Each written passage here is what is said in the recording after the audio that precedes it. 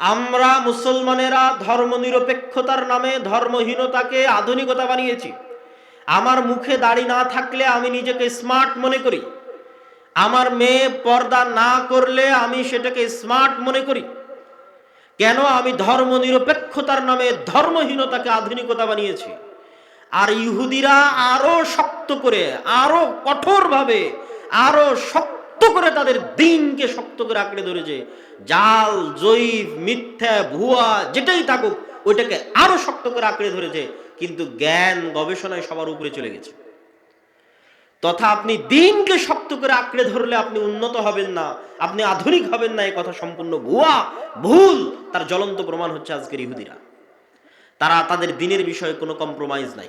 মুসলমানদের চেয়ে বেশি লম্বা দাড়ি তাদের আছে, শতকরা তারাই বেশি দাড়ি রাখে। আপনি খোঁজ নিয়ে দেখবেন, যদি ইউরোপ আমেরিকায় কোনো আপনার আত্মীয় স্বজন থেকে থাকে, কোনো ইহুদির সাথে তাদের সাক্ষাৎ হয়ে থাকে, যে তাহলে ইহুদিরা দাড়ি রাখে কিনা এবং শতকরা কত পার্সেন্ট ইহুদি দাড়ি রাখে সেটা তাকে জানতে বলবেন। সম্মানিত উপস্থিতি, কিন্তু আমরা মুসলমানেরা ধর্মনিরপেক্ষতার নামে ধর্মহীনতাকে আমাদের আধুনিকতার মানদণ্ড বানিয়ে নিয়েছি। ফলত আমাদের সমাজ যে মসজিদ ভিত্তিক প্রতিষ্ঠিত হবে, মসজিদকে কেন্দ্র করে প্রতিষ্ঠিত হবে, মসজিদের ইমামের যে একটা অবস্থান থাকবে সমাজে, এটা আমরা সম্পূর্ণরূপে হারিয়ে ফেলেছি। ফলত আল্লাহ সুবহানাহু ওয়া তাআলা পৃথিবীতে আমাদেরকে নিচে নামিয়ে দিয়েছেন, আমাদের মান সম্মান ইজ্জত মর্যাদা আল্লাহ সুবহানাহু ওয়া তাআলা কমিয়ে দিয়েছেন। সম্মানিত উপস্থিতি, বলছিলাম মসজিদের কথা। তো মসজিদ হচ্ছে মাল্টি ফাংশনাল। মসজিদে শুধু রমজান মাসের ফিতরা বন্টন হবে এই জন্য মসজিদ তৈরি করা হয়নি। মসজিদে শুধু কুরবানির গোশত বন্টন হবে এই জন্য মসজিদ তৈরি করা হয়নি। মসজিদে শুধু মানুষ মারা গেলে তার খাটলি রাখা হবে, খাটলি রাখার জায়গা থাকবে এই জন্য মসজিদ তৈরি করা হয়নি। মসজিদে শুধু 5 ওয়াক্ত সালাত আদায়ের পর মসজিদ দরজা বন্ধ করে দেওয়া হবে এই জন্য মসজিদ তৈরি করা হয়নি। এটা ইসলামে মসজিদের থিওরি নয়, এটা ইসলামে মসজিদের জায়গা নয়, এটা ইসলামে মসজিদের তত্ত্ব নয়। ইসলামে মসজিদের তত্ত্ব, মসজিদের থিওরি, মসজিদের জায়গা হচ্ছে এই সারা বাংলাদেশে হাজার হাজার লক্ষ লক্ষ বিঘা সম্পত্তি মসজিদের নামে ওয়াকফ করা আছে। সেটা তো আজ থেকে 200, 250, 300 বছর আগে সমগ্র ভারত, বাংলাদেশ, পাকিস্তানের 5 ভাগের 1 ভাগ সম্পত্তি মসজিদ মাদ্রাসার নামে ওয়াকফ করা ছিল। সমগ্র ভারত, পাকিস্তান, বাংলাদেশকে 5 ভাগ করলে তার 1 ভাগ যত লক্ষ বিঘা সম্পত্তি হবে, তত লক্ষ বিঘা সম্পত্তি পাক ভারতে মুসলমানদের মসজিদ মাদ্রাসার নামে ওয়াকফ ছিল, যেটা ব্রিটিশরা লাখেরাত সম্পত্তি বাজেয়াপ্তকরণের নামে মুসলমানদের কাছ থেকে ছিনিয়ে নিয়েছিল। তাহলে আজকে যে শত শত বিঘা সম্পত্তি মসজিদ মাদ্রাসার নামে ওয়াকফ আছে, এগুলো ওই লাখেরাত সম্পত্তি বাজেয়াপ্ত হওয়ার পরের, মানে এগুলো 150-200 বছরের বেশি এগুলোর বয়স নয়। এখন মসজিদ মাদ্রাসার নামে যা জমি জায়গা আছে এগুলোর বয়স 50 বছর, 100 বছর, 150 বছর, 200 বছর। তার মানে কি 200 বছর আগে রহনপুরে মুসলমান ছিল না? ছিল। 200 বছর আগেও, 800 বছর আগেও রহনপুরে মুসলমান ছিল, তারাও মসজিদ মাদ্রাসার জন্য জমি ওয়াকফ করে গেছিল, ওগুলো ব্রিটিশরা বাজেয়াপ্ত করে নিয়েছিল। এখন আপনার রহনপুরে মসজিদ মাদ্রাসার নামে যেগুলো ওয়াকফ হয়েছে এগুলো 20 বছর আগের, 30 বছর, 50 বছর আগের, 100 বছর, 150 বছর আগের, খুব জোর 200 বছর আগে।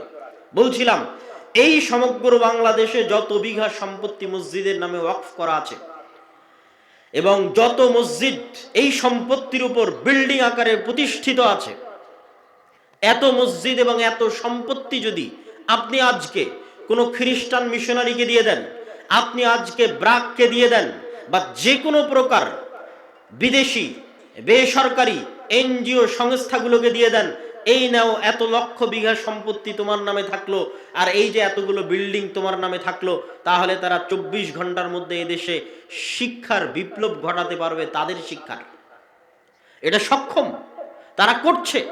গোটা বাংলাদেশে ব্রাক 25 থেকে 30 হাজার স্কুল পরিচালনা করে, অথচ ব্রাকের নামে 1 ছটাক জমি মানুষের ওয়াকফ করা নাই। তাহলে ব্রাক মানুষের জমি ভাড়া নিয়ে ভাঙ্গা বেড়া ভাঙ্গা টিনে আপনার সন্তানকে শিখাবে, এই গরজ তার, এই জন্য সেই স্কুল পরিচালনা করছে। এখনো এদেশে সর্বশ্রেষ্ঠ স্কুল খ্রিস্টান মিশনারি বা খ্রিস্টান যারা আছে তারাই পরিচালিত করে থাকে। শিক্ষার গুরুত্ব, শিক্ষার মর্যাদা, শিক্ষার প্রয়োজনীয়তা এখনো তাদের কাছে আছে, এবং তাদের যেটা আলটিমেট গোল, সর্বশেষ তাদের যেটা টার্গেট, সেটা হচ্ছে সন্তান আপনি জন্ম দিবেন আর আপনার সন্তানকে শিখাবে ইবলিস। সন্তান আপনি জন্ম দিবেন আর আপনার সন্তান যে সিলেবাস পড়বে ওই সিলেবাস প্রণয়ন করবে ইবলিস। ইবলিসের সবচেয়ে বড় চেষ্টা হচ্ছে আদম সন্তানকে নিচে নামানো। আদম সন্তানকে নিচে নামাতে গিয়ে, আদম সন্তানের মান সম্মান অপমানিত করতে গিয়ে ইবলিসের সবচেয়ে বড় টার্গেট হচ্ছে আদম সন্তানের চারিত্রিক বিকৃতি ঘটানো, আত্মপরিচয়ের বিকৃতি ঘটানো। এই আত্মপরিচয়ের বিকৃতি ঘটাতে গিয়ে পাশ্চাত্য সমাজে সিলেবাসের অন্তর্ভুক্ত করা হয়েছে। একটা বাচ্চাকে ছোটবেলায় পড়ানো হয় যে তুমি ছেলে কি মেয়ে এই সিদ্ধান্ত নেওয়ার স্বাধীনতা তোমার। তুমি যদি মনে করো আমি ছেলে তাহলে তুমি ছেলে, তুমি যদি মনে করো যে না আমি ছেলে না আমি মেয়ে তাহলে তুমি মেয়ে। এইভাবে আত্মপরিচয়ের সংকটে ফেলে LGBTQ এর নামে আপনার সন্তান সন্ততিকে তথা আদমের সন্তানকে নিম্ন স্তরে নামিয়ে আনা, নিজস্ব মান মর্যাদা সম্মান আত্মপরিচয় চারিত্রিক উন্নতির জায়গা থেকে অনেক অধপতন বিকৃতি নিচুর জায়গায় নামিয়ে আনা, এটা হচ্ছে ইবলিসের সবচেয়ে বড় চাওয়া। এটাতে ইবলিস মজা পায়, এটাতে ইবলিস আনন্দ পায়। যখন কোনো মানুষকে সে আত্মপরিচয়ের সংকটে ভুগিয়ে নিচে নামিয়ে আনতে পারে, খারাপ বানিয়ে দিতে পারে। এই জন্য আজ সারা বিশ্বের সিলেবাসগুলো পরিবর্তন হয়ে যাচ্ছে, বাংলাদেশের সিলেবাস পরিবর্তন হয়ে যাচ্ছে। বাংলাদেশের বিশ্ববিদ্যালয়ে প্রধান অতিথি হিসেবে, বিশাল চিফ গেস্ট হিসেবে ছাত্রদের সামনে বক্তব্য দিবে ট্রান্সজেন্ডার তথা হিজড়া। হিজড়া বাংলাদেশের বিশ্ববিদ্যালয়ের ছাত্রদের সামনে প্রধান অতিথি হিসেবে, চিফ গেস্ট হিসেবে বক্তব্য দিবে। এই কালচারে ছাত্রদেরকে, পরবর্তী প্রজন্মকে বড় করানোর একটা বিশাল এজেন্ডা নিয়ে ইবলিস এবং তার সেনাবাহিনী কাজ করছে। আমি কখনোই এটার জন্য কোনো সরকার, কোনো রাষ্ট্র বা কোনো ব্যক্তিকে দায়ী করি না। আমি একদম আমার প্রত্যেকটা বক্তব্যে আমি কোট করে বলেছি, টু দ্য পয়েন্ট উল্লেখ করে বলেছি যে এটার জন্য দায়ী হচ্ছে ইবলিস। এটা ইবলিসের চেষ্টা, ইবলিসের পরিশ্রম। কিন্তু দুঃখজনক হলেও পৃথিবীতে কিছু ইবলিসের গোলাম আছে যারা তারা নিজেদের নামে পরিচয় দেয় মানুষ, কিন্তু এরা মানুষ নয়, এরা গোলাম হচ্ছে ইবলিসের। এই সমস্ত ইবলিসের গোলাম, ইবলিসের দালাল এবং ইবলিসের লেসপেন্সারেরা আমার এবং আপনার সন্তানের ভবিষ্যৎ, চারিত্রিক উন্নতি, আত্মপরিচয়, মুসলমানিত্বের পরিচয়কে নষ্ট করার জন্য সমগ্র পৃথিবীর মুসলিম বিশ্বে, মুসলিম দেশে সিলেবাস পরিবর্তন করছে। তারই ধারাবাহিকতায় বাংলাদেশের সিলেবাসও পরিবর্তন হয়েছে।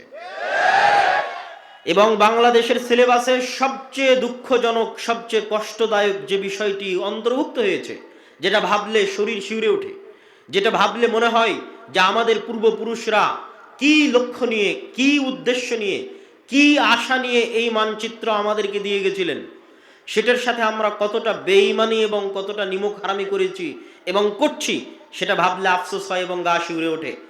একটা হচ্ছে হারামেরও একটা লেভেল আছে, হারামের একটা কোয়ালিটি আছে। মানুষ যদি কোনো হারাম গুনাহ গোপনে করে, আল্লাহ সুবহানাহু তাআলা সেই গুনাহ ক্ষমা করে দেওয়ার সম্ভাবনা বেশি। কেননা সেই গুনাহটা গোপন রেখেছে, মানুষের সামনে গল্প করেনি এবং অন্যের গুনাহ আরেকজনের সামনে ফাঁস করেনি, জানিয়ে দেয়নি। নিজের গুনাহ গোপন রেখেছে, আল্লাহ তার গুনাহ ক্ষমা করে দিবেন দ্রুত এবং তাড়াতাড়ি, সম্ভাবনা বেশি। কিন্তু মানুষ যদি গুনাহ প্রকাশ্যে করে, আলাল আলানিয়াহ করে, এবং শুধু প্রকাশ্যে নয়, সেই গুনাহকে যদি মানুষ সিলেবাসের অন্তর্ভুক্ত বানিয়ে দেয় যে প্রত্যেক মুসলমানের সন্তানকে স্কুলে ভর্তি হওয়া মানেই তাকে নাচ শিখতে হবে, প্রত্যেক মুসলমানের সন্তান স্কুলে ভর্তি হওয়া মানেই তাকে গান শিখতে হবে, এই যে একটা গুনাহকে সমাজের এমন একটা লেভেলে নিয়ে যাওয়া যে একটা সিলেবাসের অন্তর্ভুক্ত করে দেওয়া প্রকাশ্যে আলাল আলানিয়া, এটা আল্লাহ সুবহানাহু তাআলার গজব আসার কারণ এবং মাধ্যম হয়ে যেতে পারে। সম্মানিত উপস্থিতি, এইরকম এক ভয়ঙ্কর এবং ভয়াবহ পরিস্থিতিতে, এরকম এক ভয়ানক পরিস্থিতিতে আপনি আপনার সন্তানদের ভবিষ্যৎ বাঁচাবেন কিভাবে, আপনাদের ভবিষ্যৎ প্রজন্ম বাঁচাবেন কিভাবে?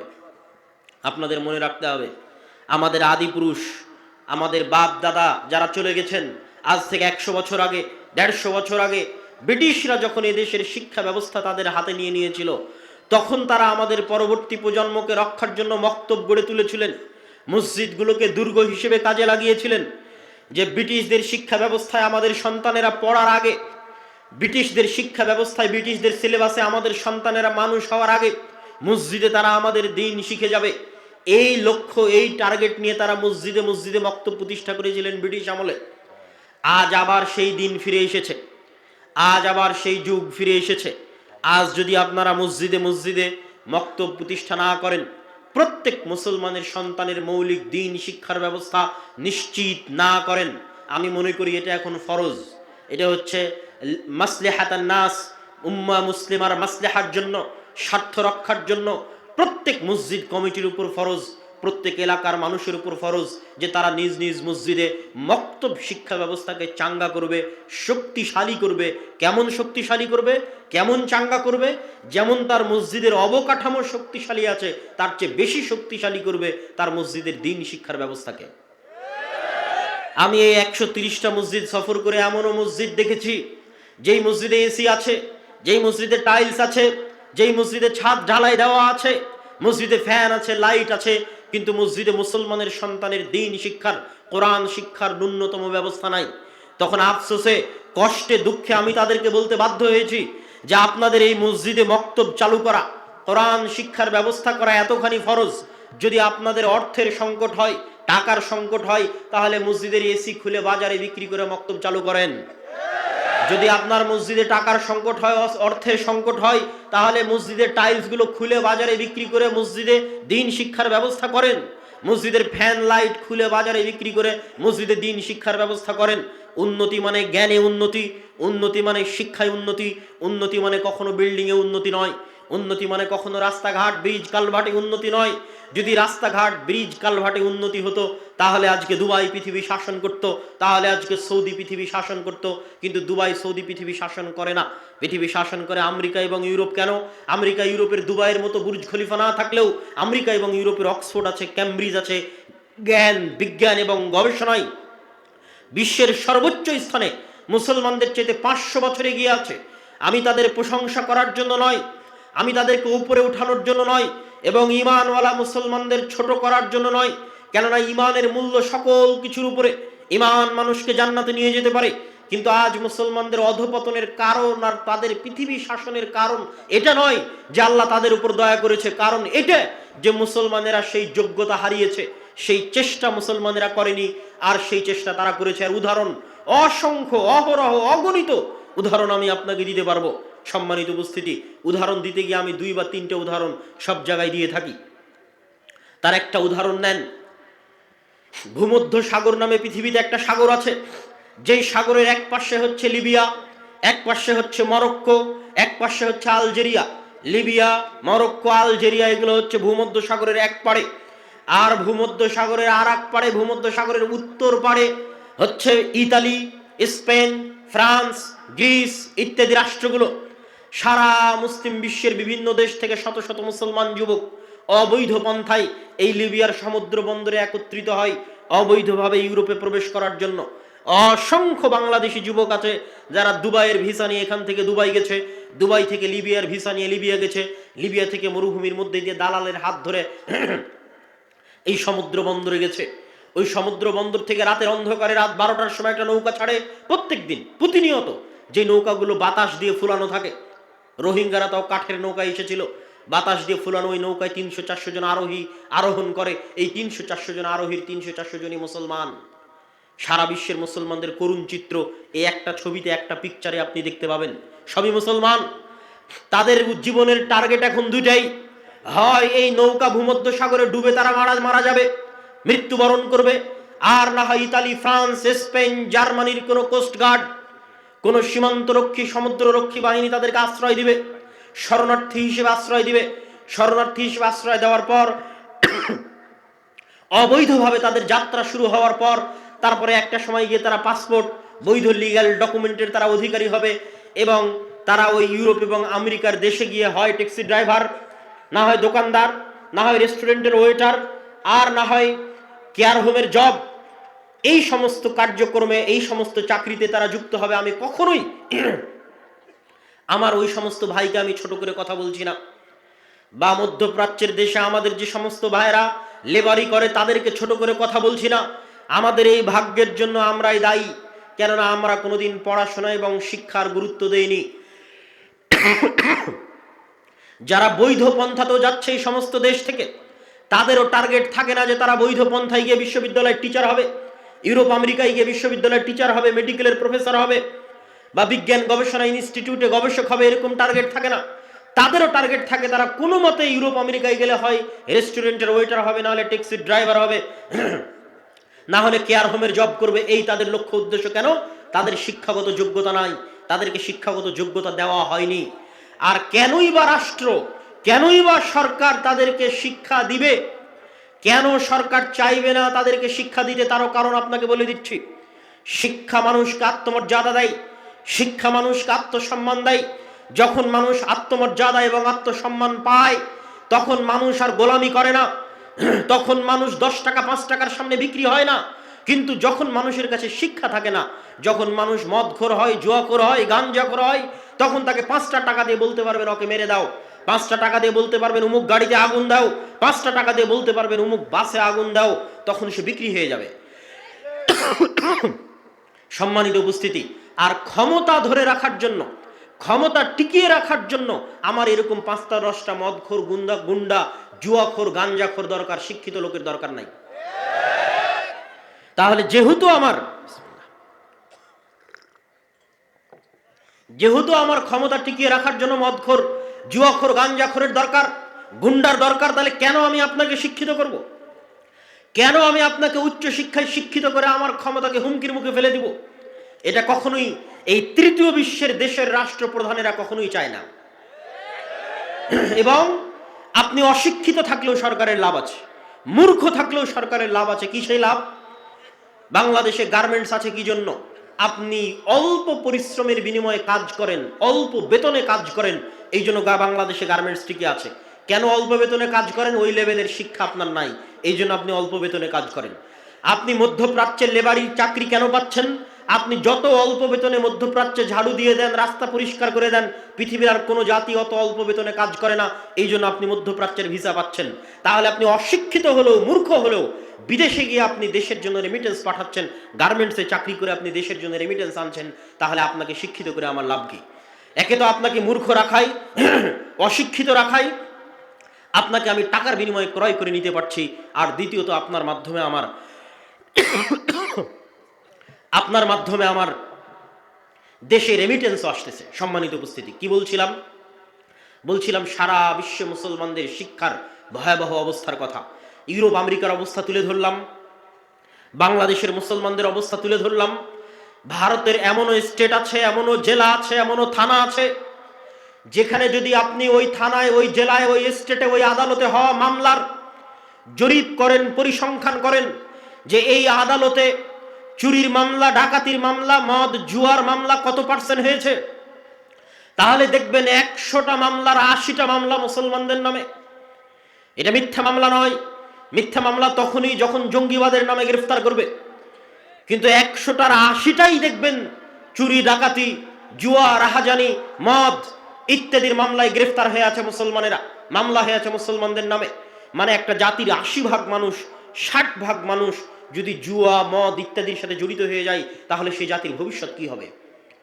আপনি আরব বিশ্বের মুসলমানদের অবস্থা দেখেন, মধ্যপ্রাচ্যের মুসলমানদের অবস্থা দেখেন। আল্লাহ সুবহানাহু ওয়া তাআলা তাদেরকে অঢেল সম্পদ দিয়েছে, অঢেল টাকা পয়সা দিয়েছে।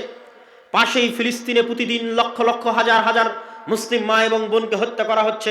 সেখানে পাশেই মধ্যপ্রাচ্যের দেশগুলো ফুটবল বিশ্বকাপ আয়োজনের প্রস্তুতি নিচ্ছে, গান বাজনা আয়োজনের প্রস্তুতি নিচ্ছে, বিনোদনের প্রস্তুতি নিচ্ছে, পর্যটনের প্রস্তুতি নিচ্ছে। তাদের লক্ষ থেকে কোটি টাকা তারা বিনোদন এবং পর্যটনের জন্য ব্যয় করে দিচ্ছে।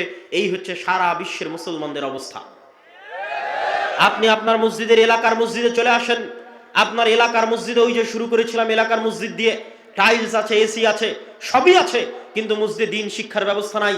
আপনাদের উদ্দেশ্যে একটা প্রশ্ন করতে চাই, মসজিদের এলাকার আশেপাশের পুরো গ্রাম যদি মদখোর, জুয়াখোরে পরিপূর্ণ হয়ে যায়, তাহলে স্বর্ণের মসজিদ দিয়ে আপনি কি করবেন বলেন? স্বর্ণের মসজিদ দিয়ে আপনার কি কাজ? আর যদি মসজিদই না থাকে, ওই মসজিদের টাইলস, এসি, লাইট, ফ্যান বাজারে বিক্রি করে দিয়ে অত্র অঞ্চলের মুসলমানের সন্তানের যদি শিক্ষার ব্যবস্থা করেন, দিন শিক্ষার ব্যবস্থা করেন, মসজিদ লাগবে না, মানুষ খোলা মাঠে সালাত আদায় করবে। জুইলাত লিয়াল আরদু মাসজিদা, আমার জন্য পুরো পৃথিবীকে মসজিদ বানিয়ে দেওয়া হয়েছে। সম্মানিত উপস্থিতি, এই জন্য মসজিদ ভিত্তিক দিন শিক্ষার গুরুত্ব। আমি আপনাকে আরো এক ধাপ এগিয়ে বলি, ইউরোপিয়ান এবং আমেরিকানরা কিভাবে চিন্তা করে, তাদের চিন্তাটা আপনার সাথে শেয়ার করি।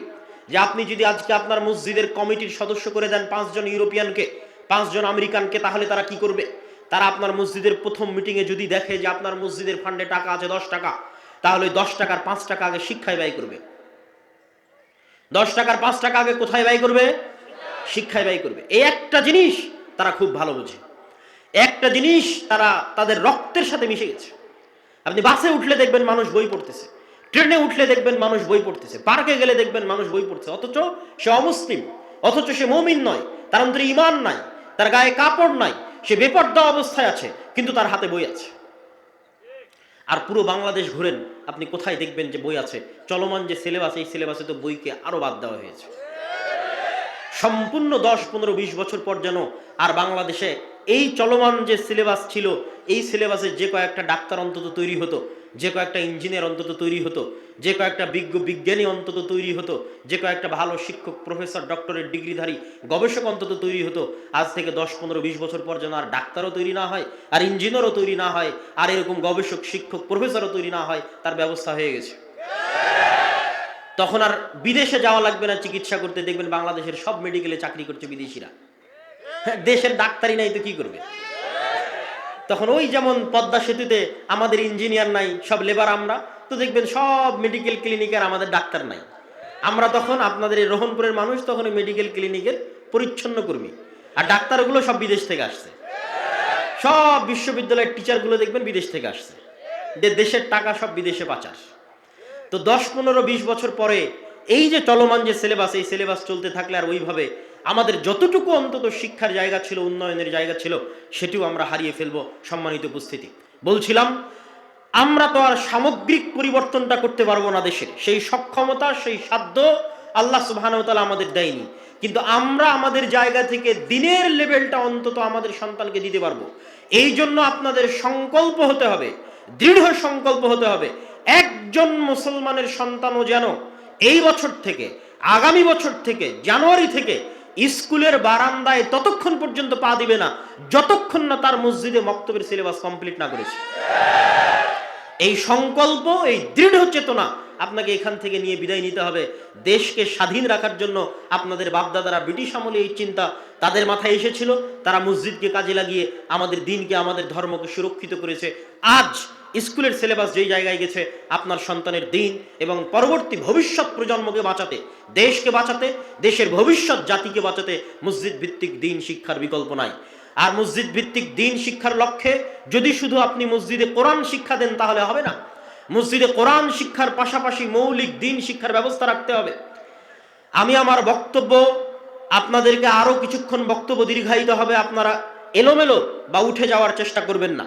তবে বক্তব্যের এই পর্যায়ে আমি একটু আহ্বান জানাবো, যারা স্বেচ্ছাসেবক আছে তারা যদি অত্র প্রতিষ্ঠানের সহযোগিতার জন্য, অত্র প্রতিষ্ঠানের দানের জন্য, আপনারা যারা এখন উপস্থিত জনগণ আছেন তাদেরকে আমি উদাত্ত আহ্বান জানাবো, বক্তব্যের মধ্যে একটু বিরতি দিয়ে আমার বক্তব্য কন্টিনিউ করতে থাকবো ইনশাল্লাহ। অত্র প্রতিষ্ঠানকে সহযোগিতা করার লক্ষ্যে অত্র বিশাল ইসলামী সম্মেলন, সকল বক্তাকে ঢাকা থেকে আনতে হয়েছে।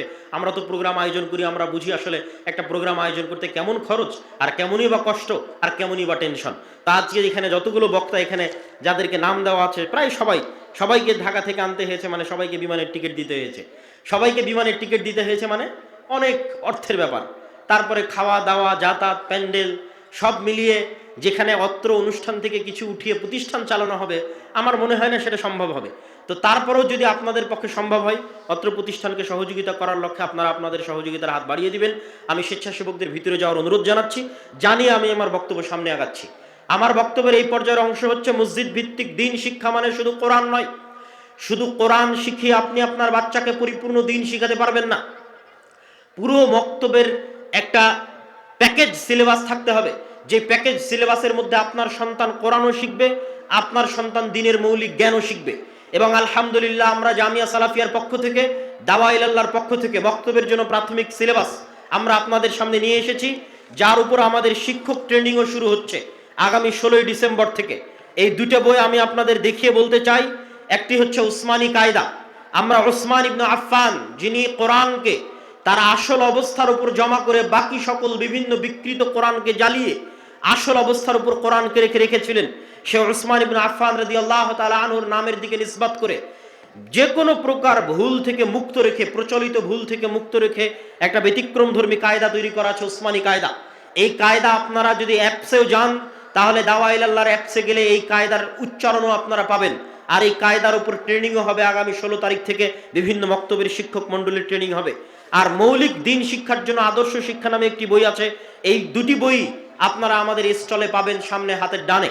সম্মানিত উপস্থিতি, বলছিলাম আপনাদেরকে আমি বক্তব্য সামনের দিকে এগিয়ে নিয়ে যাওয়ার জন্য বলতে চাচ্ছি, মসজিদ ভিত্তিক দিন শিক্ষা, মসজিদ ভিত্তিক কোরআন শিক্ষার সবচেয়ে বড় শত্রু কে বলেন তো? একটু জোরে বলেন তো কে? ইবলিস। মসজিদ ভিত্তিক দিন শিক্ষা, মসজিদ ভিত্তিক কোরআন শিক্ষার সবচেয়ে বড় শত্রু। তার দলিল এবার আপনাদের সামনে পেশ করি। আল্লাহ সুবহানাহু ওয়া তাআলা পবিত্র কোরআন মাজিদে বলছেন, আউযু বিল্লাহি মিনাশ শাইতানির রাজিম ফাস্তাইজ বিল, তোমরা পরিত্রাণ প্রার্থনা করো আল্লাহ সুবহানাহু তাআলার নিকটে। কি থেকে পরিত্রাণ চাইবে? মিনাশ শাইতানির রাজিম, বিতাড়িত শয়তান থেকে। লক্ষণীয় হচ্ছে আল্লাহ সুবহানাহু তাআলা এবং তার রাসূল অন্য সকল কাজে বিসমিল্লাহ দিয়ে শুরু করার আদেশ দিয়েছেন।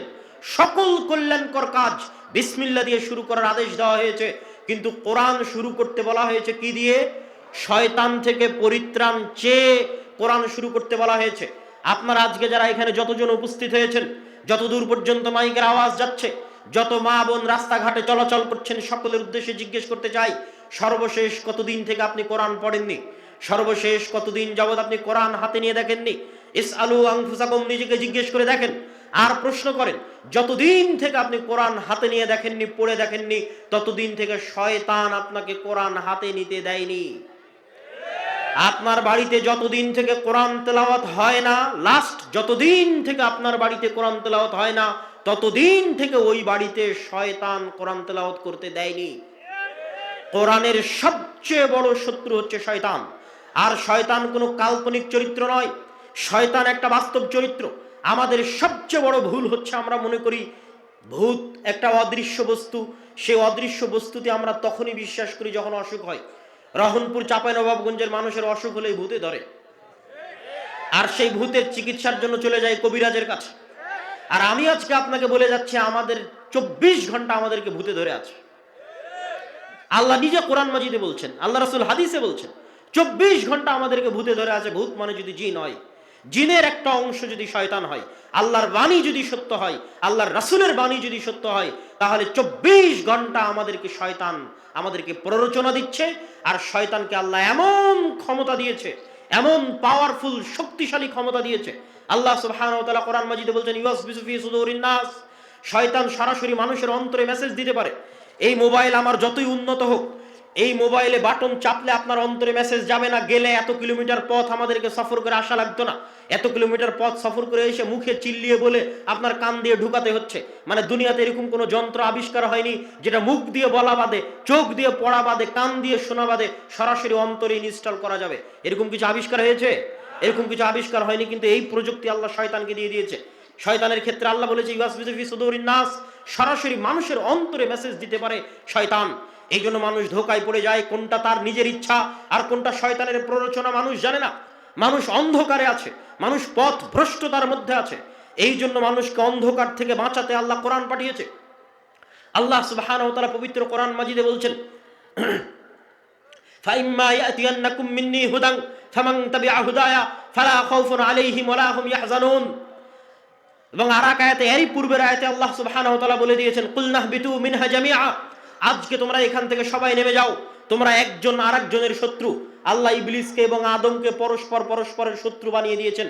পরস্পরের শত্রু কেমন বানিয়েছেন? যেমন খেলা, যেমন ক্রিকেট খেলায় একজন আরেকজনের প্রতিযোগিতা, ফুটবলে একজন আরেকজনের প্রতিযোগিতা, অনলাইন ভিডিও গেমের মধ্যে এনিমি আছে, শত্রু আছে। যারা যুবক এখানে বসে আছে তারা জানে যে হিরোকে যদি জিততে হয়, তাহলে অনলাইনে যে এনিমি আছে, শত্রু আছে, তাকে মারতে হবে, আঘাত করতে হবে।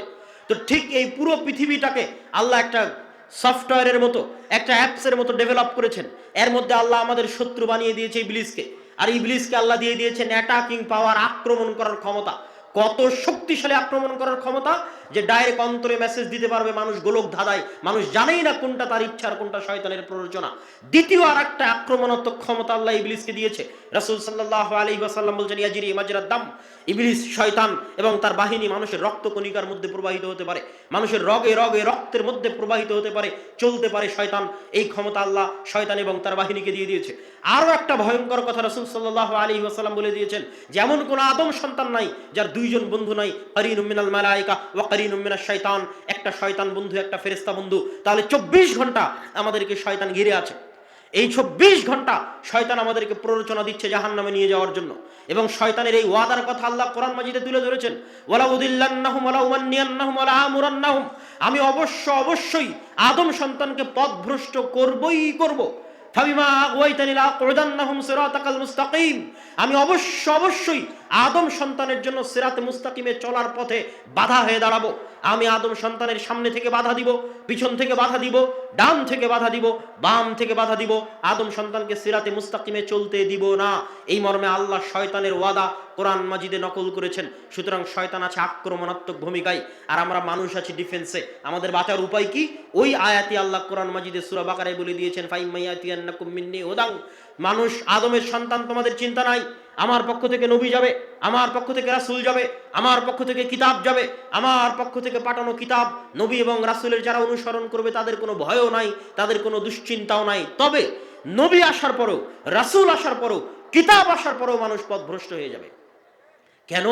ওই যে শয়তানের আক্রমণ এত শক্তিশালী, 24 ঘন্টা আমার এবং আপনার বিরুদ্ধে লেগে আছে। ডাইরেক্ট আমার অন্তরে মেসেজ দিতে পারে, আমি তো বুঝতেই পারি না কোনটা আমার আর কোনটা তার প্ররোচনা। আমার তো ফজরের সময় ঘুমিয়ে থাকার সময় মনে হয় আমার আরামের জন্য ঘুমিয়ে আছি, কিন্তু আসলে শয়তান যে আমাকে বলছে আরেকটু ঘুমাও, ইন্নাল লাইলা লা তাবিল, নাম নাম, ঘুমাও ঘুমাও, রাত অনেক লম্বা, এটা তো আমি বুঝতে পারি না। আমি তো ধোঁকা খেয়ে যাই। আমার তো মন বলে যে আমার শান্তির জন্য ঘুমিয়ে আছে, আমার আরামের জন্য। গান শোনার সময় আমার মনে হয় আমার আরাম আয়েশ এবং আনন্দ বিনোদনের জন্য, আমি আমার চিত্ত বিনোদনের জন্য আমি গান শুনছি, আমি অশ্লীল দৃশ্য দেখছি। কিন্তু আসলে শয়তান যে আমাকে প্ররোচনা দিচ্ছে এটা তো আমাদের ব্রেনে কাজ করে না, আমাদের মনে কাজ করে না। এই জন্য আমরা ধোঁকা খেয়ে যাই, শয়তানের ষড়যন্ত্রে পা দিয়ে ফেলি। নবী আসার পরেও, রাসূল আসার পরেও, কিতাব আসার পরেও। তাহলে আদম সন্তান বাঁচবে কিভাবে? আদম সন্তানকে বাঁচানোর জন্য, জান্নাতে নিয়ে যাওয়ার জন্য আল্লাহর আরেকটা চ্যালেঞ্জ আছে শয়তানের বিরুদ্ধে। এই বলে আমি আমার কোরআনের সাথে, দ্বীন শিক্ষার সাথে শয়তানের শত্রুতার এই পর্বের আলোচনা শেষের দিকে নিয়ে যাব। সেই আল্লাহ সুবহানাহু ওয়া তাআলার সেই চ্যালেঞ্জ কি? আল্লাহ সুবহানাহু ওয়া তাআলা চ্যালেঞ্জ করেছেন শয়তানের বিরুদ্ধে যে শয়তান দিনরাত 24 ঘন্টা মানুষকে পথভ্রষ্ট করবে। মানুষের জন্ম থেকে মৃত্যু পর্যন্ত মানুষকে যত গুনাহ করাবে, মানুষকে দিয়ে যত অন্যায় কাজ করাবে, মানুষ যদি একবার জানে যে তার প্রতিপালক আছে এবং সেই প্রতিপালকের কাছে ক্ষমা চাইলে ক্ষমা পাওয়া যায়, এবং এই মর্মে যদি মানুষ আল্লাহর কাছে ক্ষমা চায়, তাহলে ইবলিস এবং তার সেনাবাহিনীর সারা জীবনের সকল চেষ্টা, রাত দিন মাটি করা সকল চেষ্টা, আল্লাহ একবারে ধুলাই মিশিয়ে আদমের সন্তানের সকল গুনাহ ক্ষমা করে দিবেন। এটা হচ্ছে আল্লাহর চ্যালেঞ্জ ইবলিস এবং তার বাহিনীর বিরুদ্ধে। তাহলে মানুষ জান্নাতে যাবে তার আমলের জোরে নয়, আল্লাহর ক্ষমা এবং আল্লাহর দয়ার জোরে। বলছিলাম কোরআনের সবচেয়ে বড় শত্রু ইবলিস এবং শয়তান। কি জন্য? এই যে মানুষ যে অন্ধকারের মধ্যে আছে, মানুষকে যে শয়তান উল্লু বানিয়ে রেখেছে, পাগল বানিয়ে রেখেছে, সারা পৃথিবীর সকল মানুষকে শয়তান পাগল বানিয়ে রেখেছে। আল্লাহ সেই পাগল বানানোর কথা কোরআন মাজিদে বলেছেন, আলহাকুমুত তাকাসুর হাত্তা যুরতুমুল মাকাবির। শয়তান তোমাদের পাগল বানিয়ে রেখেছে, শয়তান তোমাদের ভুলিয়ে রেখেছে। যেমন ছোট্ট বাচ্চাকে খেলনা দিয়ে ভুলিয়ে রাখা হয় মায়ের দুধের কথা, ঠিক তেমনি আলহাকুমুত তাকাসুর, শয়তান তোমাদের ভুলিয়ে রেখেছে কি দিয়ে? তাকাসুর দিয়ে। তাকাসুর কি? দুনিয়ার চাকচিক্য, দুনিয়ার মোহমায়া, দুনিয়ার চাকচিক্য মোহমায়া দিয়ে শয়তান তোমাদের ভুলিয়ে রেখেছে। কি ভুলিয়ে রেখেছে? পৃথিবীর সবচেয়ে চিরন্তন সত্য বাস্তবতার কথা ভুলিয়ে রেখেছে, আর সেটা হচ্ছে হে আদম সন্তান তুমি একদিন মারা যাবে। এই কথা শয়তান ভুলিয়ে রেখেছে। যেই যুবকের হাতে মোবাইল আছে, ঘুমাতে ঘুমাতে মোবাইল চালাই, ঘুম থেকে উঠতে উঠতে মোবাইল চালাই, ওর কি কোনোদিন সময় আছে এ কথা স্মরণ করার যে সে মারা যাবে? একটু কথা বলেন। যে যুবক ঘুমাতে ঘুমাতে মোবাইল চালায়, ঘুম থেকে উঠে আবার মোবাইলে হাত দেয়, এর কি এ কথা স্মরণ করার সময় আছে যে সে একদিন মারা যাবে? এমন ভাবে দুনিয়ার জুয়া, দুনিয়ার নেশা আমাদেরকে ঘিরে ধরেছে, দুনিয়ার উন্নত প্রযুক্তি আমাদের হাতে পায়ে এমন ভাবে বেড়ি বেঁধে দিয়েছে, দাসত্বের বেড়ি, পায়ে দাসত্বের বেড়ি, হাতে দাসত্বের বেড়ি, চোখে মুখে দাসত্বের বেড়ি, যা আমাদের সারা জীবনে একবারও মনে করার সময় নাই যে আমরা মারা যেতে পারি বা মারা যাব। অথচ এটাই সবচেয়ে বড় সত্য। এটার কথাই আল্লাহ কোরআনে বলছে, আলহাকুমুত তাকাসুর, শয়তান তোমাদের দুনিয়ার চাকচিক্য দিয়ে তোমাদের ভুলিয়ে রাখবে, ছোট্ট বাচ্চার মতো পাগল বানিয়ে রাখবে, উল্লু বানিয়ে রাখবে। কতক্ষণ পর্যন্ত বানিয়ে রাখবে? হাত্তা যুরতুমুল মাকাবির, যেই দিন তোমরা নিজেরাই মরে যাবে। যেদিন নিজে মরে গেছে সেদিন দেখছে আমি তো মরে গেছি, কিন্তু নিজে মরার আগ পর্যন্ত শয়তানের এই ধোঁকা থেকে বের হতে পারে না। তার এই যে সারা পৃথিবীর মানুষকে শয়তান পাগল বানিয়ে রেখেছে, মানুষ জানে না কোনটা সত্য কোনটা মিথ্যা, মানুষ জানে না কোনটা করবে কোনটা করবে না। মানুষকে শয়তান 24 ঘন্টা প্ররোচনা দিচ্ছে, এসি কেনার জন্য লোন কর, ফ্রিজ কেনার জন্য লোন কর, মোটরসাইকেল কেনার জন্য সুদে টাকা নে, বাড়ি করার জন্য সুদে টাকা নে। 24 ঘন্টা মানুষকে আরাম আয়েশের জন্য সুদে টাকা নেওয়ার জন্য শয়তান মানুষকে প্ররোচনা দিচ্ছে। তো এগুলো যে শয়তানের প্ররোচনা, মানুষ জানবে কোথায়? মানুষকে গোপন রহস্য ফাঁস করে দিয়েছে একমাত্র কোরআন। না পৃথিবীর কোনো স্কুল, না কোনো কলেজ, না কোনো ইউনিভার্সিটি, না কোনো গবেষণাপত্র, না কোনো থিসিস, না কোনো পিএইচডি, একমাত্র কোরআন পৃথিবীর এই অন্ধকার রহস্যের জাল ভেদ করে দিয়েছে। ভেদ করে দিয়ে কোরআন কি বলছে? ইন্নামাল খামরু ওয়াল মাইসির ওয়াল আনসাব ওয়াল আজলাম রিজসুম মিন আমালি শাইতান। খালি একটা ছোট্ট উদাহরণ দিয়ে গেলাম। আল্লাহ কোরআনে স্পষ্ট লিখে দিয়েছেন, ইন্নামাল খামর, নিশ্চয় মদ, ওয়াল মাইসির, নিশ্চয় জুয়া, ওয়াল আনসাব ওয়াল আজলাম, নিশ্চয় লটারি, নিশ্চয় মূর্তি পূজা, রিজসুম মিন আমালি শাইতান, শয়তানের কাজ লেখা আছে, সংবিধানে লেখা আছে, ইনস্ট্রাকশনে লেখা আছে।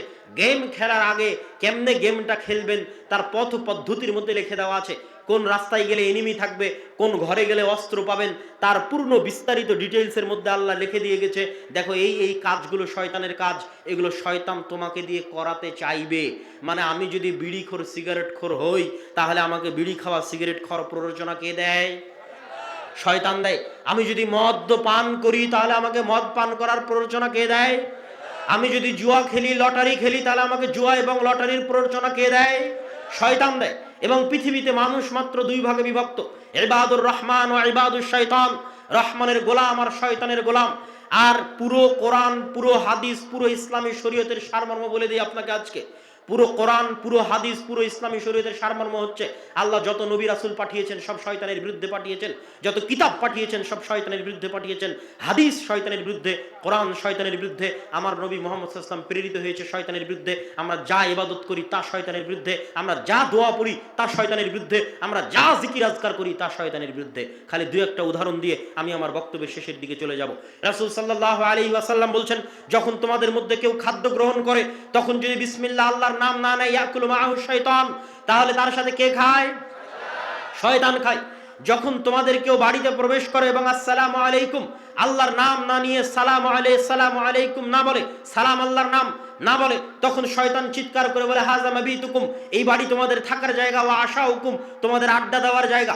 মানে আসসালামু আলাইকুম বলে বাড়িতে প্রবেশ না করলে বাড়িতে থাকবে কে? শয়তান। আল্লাহর নবী বলছে, বাথরুমে প্রবেশ করার সময় যদি তোমরা বলো আল্লাহুম্মা ইন্নী আউযু বিকা মিনাল খুবুসি ওয়াল খাবাইস, তাহলে শয়তানের চোখ অন্ধ হয়ে যাবে, ও দেখতে পাবে না।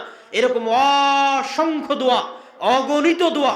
বাড়ি থেকে বের হতে শয়তান থেকে বাঁচতে চাওয়া, ঘুমাতে গেলে শয়তান থেকে বাঁচতে চাওয়া, খাবার খেতে গেলে শয়তান থেকে বাঁচতে চাওয়া, বাড়িতে প্রবেশ করতে গেলে শয়তান থেকে বাঁচতে চাওয়া, টয়লেটে ঢুকতে গেলে শয়তান থেকে বাঁচতে চাওয়া।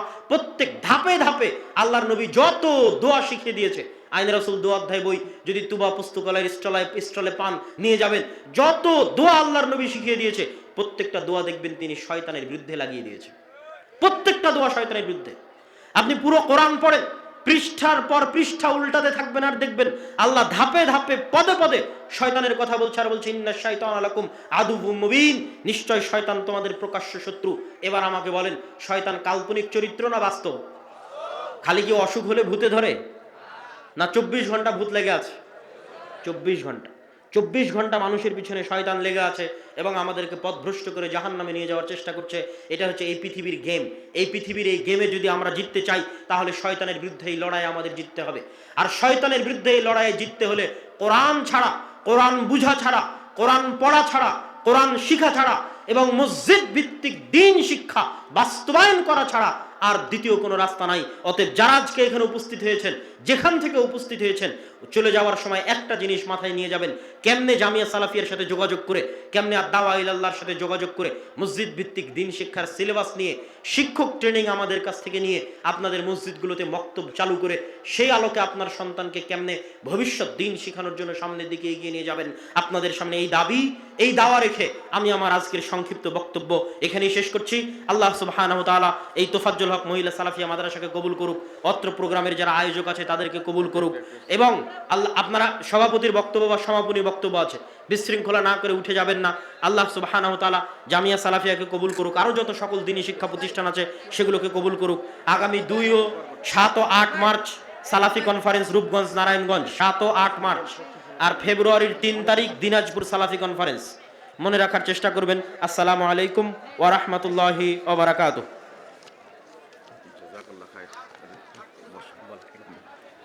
জাযাকাল্লাহ খায়ের। সম্মানিত উপস্থিতি, আপনারা জানেন যে এই রাস্তাটা কাদা আছে।